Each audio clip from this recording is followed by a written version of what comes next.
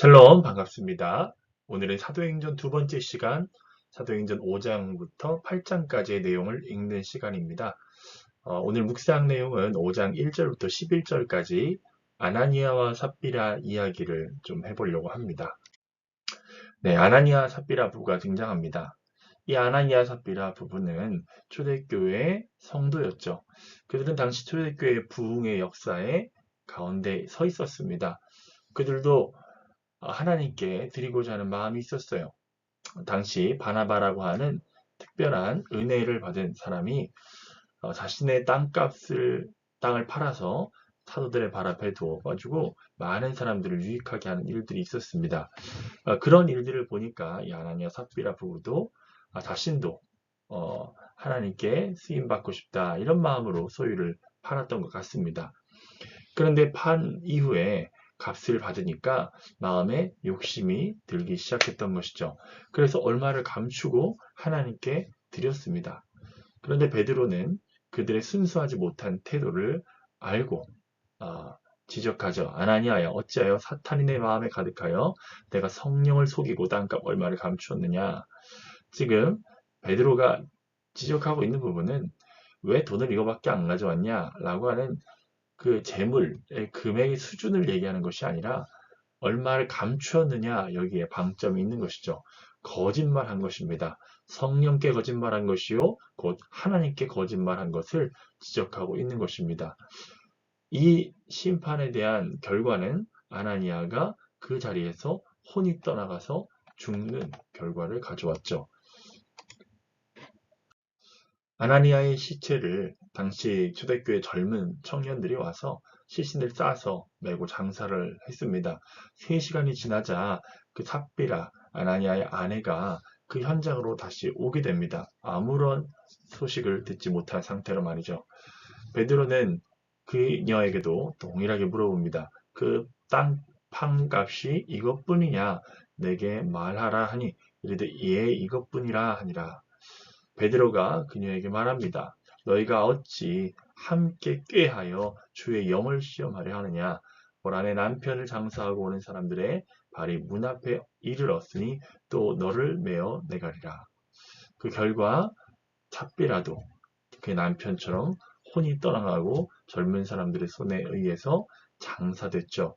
그리고 온 교회가 이 소식을 듣고 다 크게 두려워하는 일이 있었습니다. 사도 바울이 이방인 교회에서 연보를 모아서 예루살렘 교회에 전달했던 것을 여러분 기억하시나요? 초대교회는 그리 풍족한 교회가 아니었습니다. 그럼에도 초대교회가 건강하게 유지될 수 있었던 이유는 초대교회가 가난의 지배를 당하지 않고 오히려 자신의 소유를 나누고 서로 통용하며 그 중에 가난한 사람들이 없게 하는 그런 성령의 거룩한 문화가 있었기 때문입니다.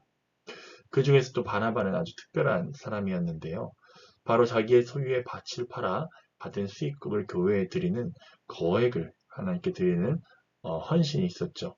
그의 헌신은 초대교회의 구성원이라면 모두 알고 귀감이 되었을 정도로 아주 귀한 헌신이었습니다. 하지만 초대교회에는 이런 아름다운 헌신의 이야기만 있지 않았습니다. 아나니아와 삽비라 이야기도 등장하는데요. 그들의 죄는 단순히 돈에 관한 것이 아니었습니다. 그들이 범한 죄는 궁극적으로 하나님께 거짓말한 것이었죠. 이 일은 사탄의 유혹으로부터 시작되었으나 아나니아와 삽비라가 그 유혹을 받아들였던 것입니다. 사탄은 우리를 유혹하고 넘어뜨리는 자입니다. 이 일은 사탄의 유혹에 넘어가 그들이 결정함으로 벌어진 일이라는 것을 우리는 기억해야 합니다. 그러나 베드로는 그들이 성령을 속이고 순수하지 않은 목적으로 헌금을 드리려 했다는 것을 알고 있습니다. 그들이 범한 죄명은 그들이 가진 자유의지로 하나님을 속이려고 했다는 것이죠. 그 죄에 대한 결과는 죽음이었습니다. 첫 번째 묵상 포인트인데요. 사탄은 무엇으로 교회를 넘어뜨리려 하는가입니다. 사탄은 지금도 교회를 공격합니다. 바로 사람들로부터 인정받고자 하는 욕구를 자극하여 순수하지도 진실되지도 않은 행동을 하게 만든다는 것이죠.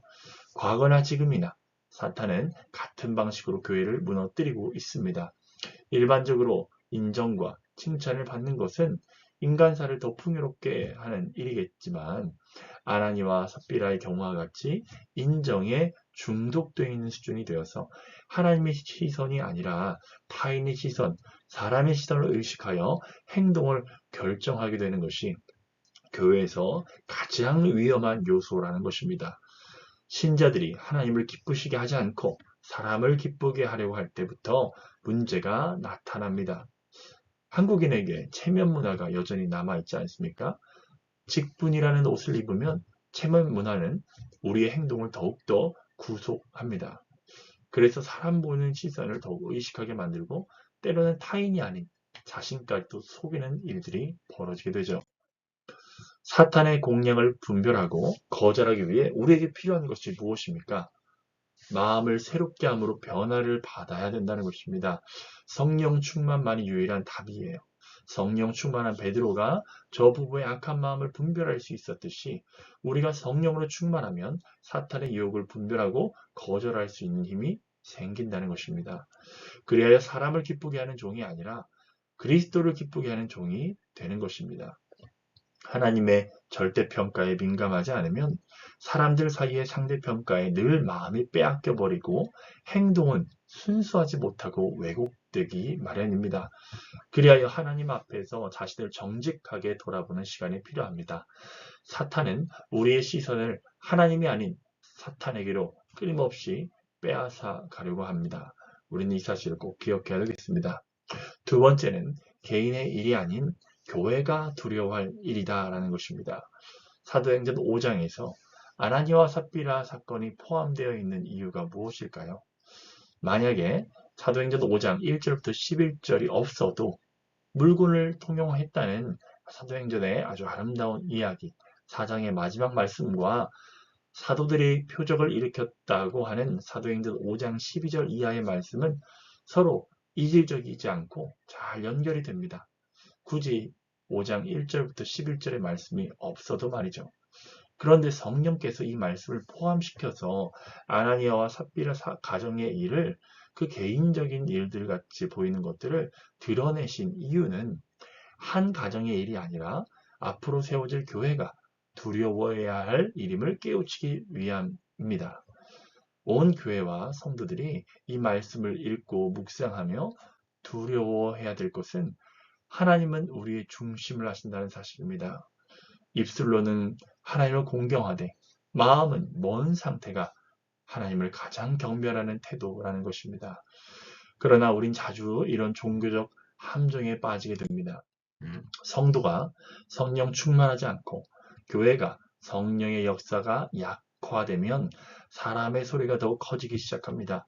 사람의 말들이 교회의 순수성과 건강성을 해치게 된다는 것이죠. 갈라디아서 5장 25절과 26절은 이렇게 충고하고 있습니다. 만일 우리가 성령님을 따라 산다면 그분의 가르침을 실천해야 할 것입니다. 그러므로 우리는 잘난 체하지 말고 서로 다투거나 미워하지 맙시다. 요한복음 5장 44절에는 너희가 사람에게서는 서로 칭찬을 받으려고 하면서도 한 분밖에 계시지 않는 하나님에게는 칭찬을 받으려고 하지 않으니 어떻게 나를 믿을 수 있겠느냐 라고 예수님의 말씀하십니다. 한 분이신 하나님 앞에 칭찬받기 위한 성도와 교회가 되기를 간절히 원합니다. 사람이 아니라 하나님 앞에, 사람이 아니라 하나님께 기쁨되는 우리의 인생 되시길 축복합니다. 우리 같이 기도하겠습니다. 우리는 사람들의 종이 아니라 하나님의 종들임을 고백합니다. 사람들의 인정과 칭찬에 목말하지 말게 하시고 하나님께 칭찬받는 착하고 충성된 종이 되게 하소서. 성령님을 따라 살기를 원합니다. 성령님의 가르침을 받기를 원합니다. 주여 말씀 앞에서 나를 보게 하소서. 우리 이 기도로 우리 한 주간을 말씀 가운데 승리하며 살아갑시다.